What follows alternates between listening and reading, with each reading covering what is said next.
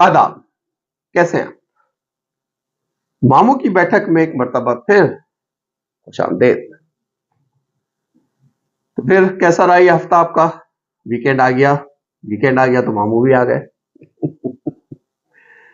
पिछली वीडियो पे बहुत अच्छा आपका रिस्पॉन्ड रहा और बहुत ज्यादा सवालात किए आप लोगों ने, बहुत अच्छा लगा। बहुत से लोगों ने बहुत अच्छी सजेशंस भी दी, उन सजेशंस पे मैं काम कर रहा हूँ और इंशाल्लाह जो है फ्यूचर में आप देखोगे थोड़ा बहुत इम्प्रूवमेंट आहिस्ता आहिस्ता मेरी वीडियो में होगी, लाइटिंग पे भी और जो एम्बियंस है उसके ऊपर भी। आपकी जो पॉजिटिव कमेंट्स हैं और आपकी जो सजेशंस हैं वो ऑलवेज वेलकम। तो थैंक यू वेरी मच जी। आज की वीडियो का टॉपिक है एनडीई, नियर डेथ एक्सपीरियंस। आपने थंबनेल में देख लिया होगा। तो इस पर अभी हम बात शुरू करेंगे। उससे पहले मैं जो पिछली वीडियो गई है उसके ऊपर जो आप लोगों ने सवालात पूछे थे, तो उन सवालात के कुछ जवाब और वजाहतें देना चाहता हूं। ठीक, एक सवाल तो ये पूछा गया कि ये क्या वजह है कि आपसे के साथ ये चीजें जो है हो रही हैं और आपने कैमरे में अब जो है इसको रिकॉर्ड करना शुरू किया है। तो इस सवाल का जवाब मैं वीडियो के आखिर में दूंगा। वीडियो को आखिर तक आपने देखना है, इस सवाल का जवाब आपको आखिर में मिलेगा। इसके अलावा एक और सवाल जो बार बार पूछा गया वो ये कि जब आपके बाबा आपको हाथ पकड़ के ले जा रहे थे तो आपने क्या फीलिंग थी? क्या वो आपकी रूह चली गई थी या आपका क्या था वो सिलसिला?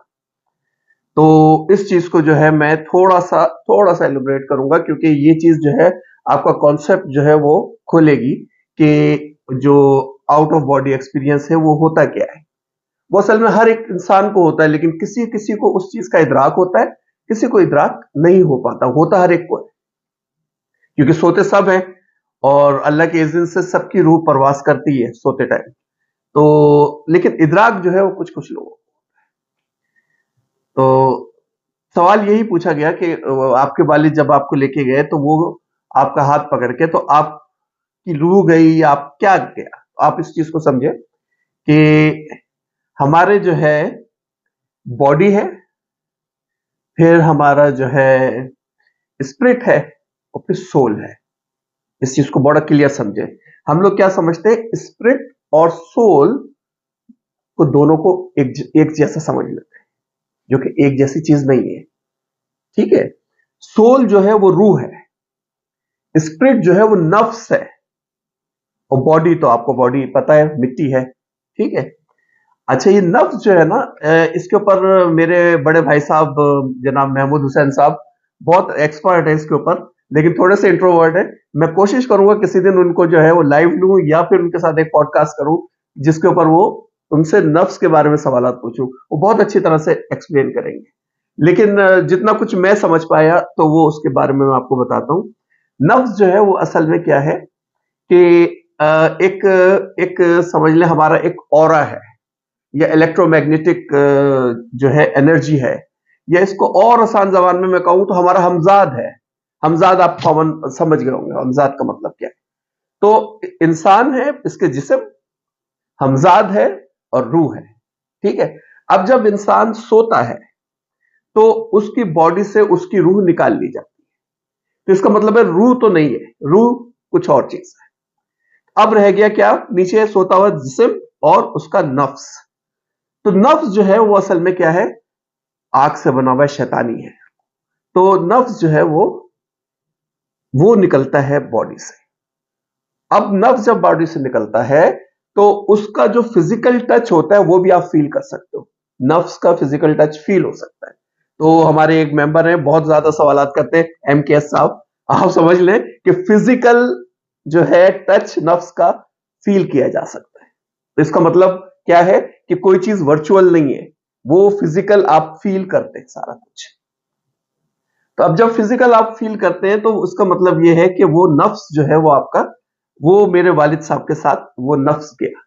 ठीक है, अच्छा इसके अंदर एक और चीज भी आप जो है मैं आपको थोड़ा सा एक्सप्लेन करता चलूं कि जब बॉडी नीचे लेटी हुई है और बॉडी के अंदर से नफ्स निकल गया तो ये खाली बॉडी पड़ी हुई है, एम्प्टी कंटेनर पड़ा हुआ समझ लो।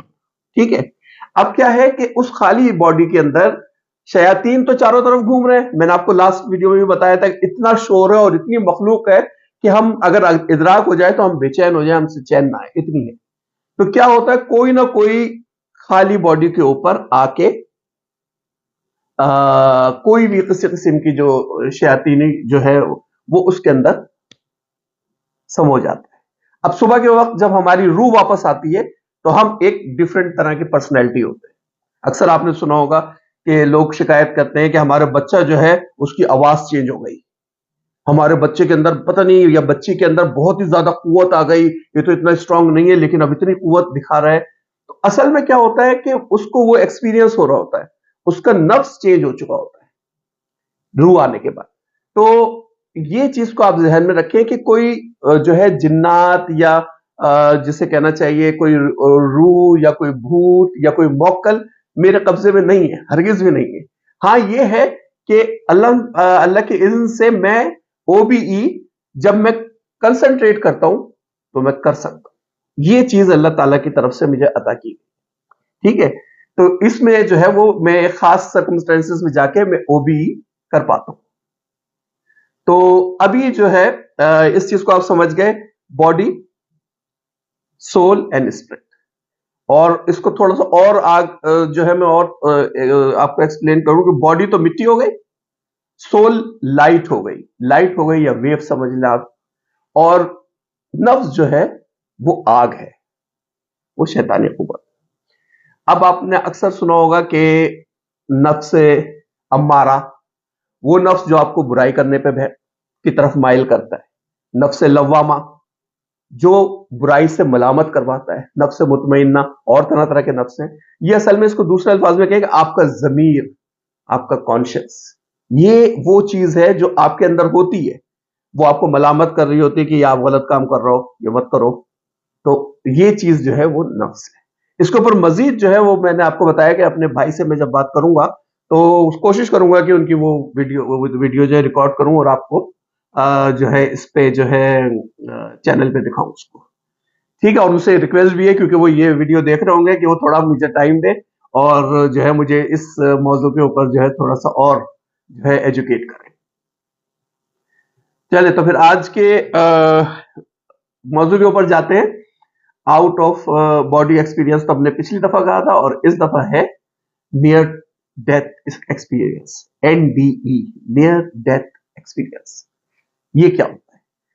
तो इससे पहले कि मैं इसको बताना शुरू करूं, आप नवाजुद्दीन सिद्दीकी का जो किक फिल्म थी उसका एक मशहूर डायलॉग है, देखें जरा। 15 मिनट तक अपनी सांस रोक सकता हूं, मौत को छू के टक से वापस आ सकता हूं।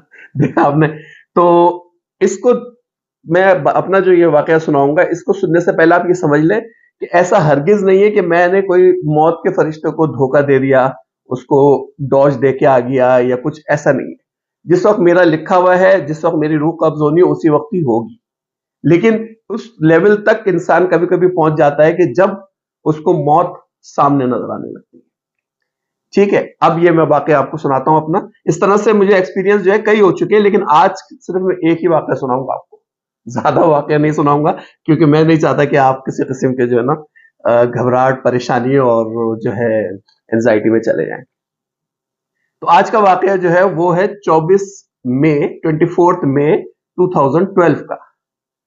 तो ये वो दिन था जिस दिन जो है मुझे रात के टाइम, रात को तकरीबन 9 बजे के बाद मुझे मेजर हार्ट अटैक हुआ। तो उस वक्त मैं घर में था, मतलब वीकेंड था, जुमेरात का दिन था और उस जमाने में जुम्मा हफ्ता दुबई में छुट्टी होती थी। तो घर में था मैं और जो है बच्चे मेरे और बच्चों के मामू जो है वो एक मूवी चल रही थी टीवी के ऊपर, वो देख रहे थे। मेरी वाइफ जो है वो ड्राइंग रूम से और बेडरूम के चक्कर लगा रही थी क्योंकि मेरी हालत जो है वो बहुत खराब हो रही थी। मुझे डॉक्टर ने डायग्नोज किया था निमोनिया। शाम में मैं डॉक्टर के पास गया था, उसने कहा था कि तुम्हारे जो है वो लंग्स में पानी भरा हुआ है और तुम्हें नमूनिया है। तो जब ये नमूनिया ठीक हो जाएगा तुम्हारा तो एक दफा तुम हार्ट के डॉक्टर के पास भी जाना क्योंकि तुम्हारा दिल मेरे हिसाब से सही नहीं धड़क रहा। वो शाम में उसने मुझे बता दिया था ये बात। तो मैंने उससे कहा कि ओके मैं जरूर जाके दिखाऊंगा डॉक्टर को, लेकिन हार्ट ने मौका नहीं दिया और वो जो है मुझे हार्ट अटैक हुआ तकरीबन रात को 9:30 10 कुछ इस किस्म के टाइम के ऊपर। वो तकलीफ तो मुझे कुछ नहीं हुई, लेकिन बेतहाशा पसीना मेरा गिर रहा था। तो फिर मैंने अपनी वाइफ से कहा, मेरी वाइफ मेरे चारों तरफ जो है परेशानी की हालत में घूम रही थी कि इनको क्या हो रहा है समझ में नहीं आ रहा। तो मैंने कहा कि आप एम्बुलेंस बुला लो। तो इन्होंने जल्दी से जो है वो एम्बुलेंस बुलाई। अब दुबई के अंदर तो आपको पता है मिनट लगते हैं, एम्बुलेंस पहुंच गई घर पे। तो उन्होंने मुझे कोशिश की लिटा के, अब मुझसे जो है वो लेटा नहीं जा रहा था क्योंकि लंग्स में पानी भरा था। जैसे मैं लेटता था मेरा दम घुटता था, सांस रुकती थी, तो मुझसे लेटा नहीं जा रहा था। तो फिर मैंने उनसे कहा कि आप मुझे प्लीज हॉस्पिटल ले चलो। तो उन्होंने पूछा कौन सा हॉस्पिटल, तो मैंने उनसे कहा दुबई हॉस्पिटल ले चलो। दुबई हॉस्पिटल पहुंचे तो वहां पर उन्होंने इमरजेंसी में जो है मुझे वो ट्रीट किया और जो है उन्होंने कहा कि हम इनको एडमिट कर रहे हैं। और एडमिट करने के लिए जो है वो मुझे वार्ड में ले गए। उसके बाद मुझे अच्छी तरह से याद है कि मेरी फैमिली मेंबर्स जो हैं वो पूछ रहे थे अटेंडेंट से कि भाई इनकी क्या सिचुएशन है इस वक्त, जो मेडिकल जो स्टाफ था। तो उन्होंने कहा कि इसके बचने के 10% चांसेस है, 10% चांसेस। ये मैं सुन रहा था सारा, लेकिन मैं गनूदगी की हालत में था। तो वो लोग जो है वो क्योंकि दुबई में आप पेशेंट के पास रात में रुक नहीं सकते, तो आप वो लोग सब चले गए, मैं अकेला था। रात को कुछ लेट नाइट जो है मुझे ऐसा फील हुआ किसी ने मेरा अंगूठा, सीधे पैर का अंगूठा पकड़ा, और अंगूठा पकड़ के मुझे किसी ने ऐसे करके, जैसे चादर को आप झटकते हैं और चादर के अंदर लहरें बनती हैं, बिल्कुल इसी तरह से किसी ने मुझे झटका। जैसे मुझे झटका तो मुझे फील हुआ कि मेरे अंदर से वेव्स बनी है, और वेव्स जब मेरे सर तक पहुंची तो मैंने आंख खोली। जैसे ही आंख खुली तो मुझे अपने सामने दो क्रिएचर्स नजर आए, जो थंबनेल में मैंने कोशिश की है उनसे मिलते जुलता बनाने की, 100% नहीं बन पाए, लेकिन उनसे मिलते जुलते वो दो क्रिएचर खड़े हुए थे सामने, मेरे सामने मौत के फरिश्ते थे या जो भी मैं कहना चाहिए। तो आपस में बात कर रहे थे, और उन्होंने खड़े हुए तो कोई मेरे से कोई 20-25 मीटर दूर, लेकिन उनका हाथ जो है वो मेरे अंगूठे पे ही था, बड़े वाले का, छोटा वाला उनके साथ खड़ा हुआ था। तो मैंने आंखें खोली और मैंने उनसे पूछा आप कौन हो। तो उन्होंने आपस में कुछ बात की, और उन्होंने फिर जो है दोनों ने आपस में बात करने के बाद मेरा पैर को इस तरह से झटक के, और वो दीवार में ही जो है वो वापस गायब हो गए। तो मैं जो है आंखें बंद कर ली। मुझे ऐसा फील हो रहा था क्योंकि मुझे बहुत ज्यादा हैवी मेडिकेशंस जो है वो दी गई थी उस टाइम पे जब मुझे हार्ट अटैक हो रहा था। तो मैंने कहा शायद ये कुछ दिमाग का लोचा है या क्या है, कुछ समझ में नहीं आ रहा था। और तकलीफ तो उस वक्त नहीं हो रही थी, लेकिन गनूदगी बहुत थी। तो ये चीज लेकिन मुझे याद रह गई। तो मुझे ऐसा लगा कि मैं बिल्कुल जो है मौत के किनारे तक पहुंच गया था, और मौत के किनारे से फिर मैं वापस पलटा। तो उसके बाद फिर मेरा तकरीबन 10 दिन के बाद 6 जून को जो है 2012 को मेरा बाईपास सर्जरी हुई। 3 मेरे वॉल्व बंद थे जिसके कैबेज हुआ। तो जब भी अभी ये जून आता है तो मैं अपनी नई बर्थडे मनाता हूँ। एक बर्थडे में अक्टूबर में करता हूँ, एक मैं जून में करता हूँ, क्योंकि मुझे ये लगता है कि मुझे एक नई जिंदगी मिली है इसमें, तो इसको पॉजिटिवली लेता हूँ। तो ये मेरा एक नियर डेथ एक्सपीरियंस था। इसके अलावा भी मुझे हुए हैं, लेकिन वो चूंकि आज कुछ नागुजूर वजूहात की बुनियाद पे मैं इस वक्त नहीं बता रहा। बताऊंगा आगे किसी आने वाली वीडियोस में जो है बताऊंगा, इस वक्त नहीं बता सकता। वो भी वजह भी बताऊंगा क्यों नहीं बता सकता। ठीक है, अब मैं आपको उस सवाल का जवाब देता हूं जो आप लोगों ने मुझसे पूछा कि मामू क्या वजह है कि अब इस एज में आके आपने जो है वो वीडियो रिकॉर्ड करनी शुरू की है। हालांकि ये एक्सपीरियंसेस जो है आपको ओबीई के और एनडीई के बहुत टाइम से हो रहे हैं। तो इस सारे सवालों के जवाब में मैं एक शेर बोलना चाहूंगा। तो साबिर जफर साहब का शेर है, अर्ज किया है, मुझे महफूज कर ले ए जमाने, मुझे महफूज कर ले ए जमाने, मैं एक कदबा हूं मिटता जा रहा हूं, मैं एक कदबा हूं मिटता जा रहा हूं। अगली वीडियो तक अपना, अपने इर्द गिर्द के लोगों का, दोस्तों का, रिश्तेदारों का, सबका ख्याल रखिए। अल्लाह के बाद।